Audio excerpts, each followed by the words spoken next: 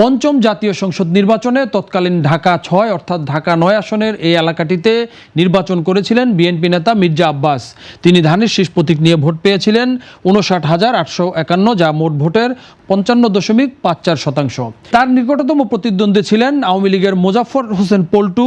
তিনি নৌকা প্রতীক নিয়ে ভোট পেয়েছিলেন ৩৪,১০১, অর্থাৎ ৩১.৩%। করোনা বা যে কোনো ভাইরাসের এগেইনস্টে ফাইট মানি ব্যাকট্রলের লেফট রাইট। ১৯৯৬ সালের নির্বাচনে এখানে আওয়ামী লীগ তাদের প্রার্থিতা পরিবর্তন করেন, তবে বিএনপির প্রার্থী মির্জা আব্বাস আরেকবার এখানে নির্বাচন করেন এবং সেই নির্বাচনে সাবের হোসেন চৌধুরী আওয়ামী লীগের নৌকা প্রতীক নিয়ে ১,০৪,৬৯৪ ভোট পেয়ে নির্বাচিত হন। তার ভোট প্রাপ্তির হার ছিল ৪৫.৩%।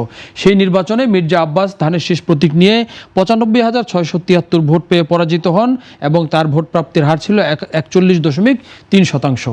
২০০১ সালের নির্বাচনে আবারও এই দুইজনের মধ্যে প্রতিদ্বন্দ্বিতা হয় এবং সেই নির্বাচনে মির্জা আব্বাস আবারও এই এলাকাটিতে বিজয়ী হন। তিনি ধানের শীষ প্রতীক নিয়ে ভোট পান ১,৫৬,৩৫৮, যা মোট ভোটের ৫৫.৪%। সাবের হোসেন চৌধুরী আওয়ামী লীগের প্রার্থী, তিনি নৌকা প্রতীক নিয়ে ১,১৬,৯৭৬ ভোট পেয়ে পরাজিত হন। তার ভোট প্রাপ্তির হার ছিল ৪১.৪%।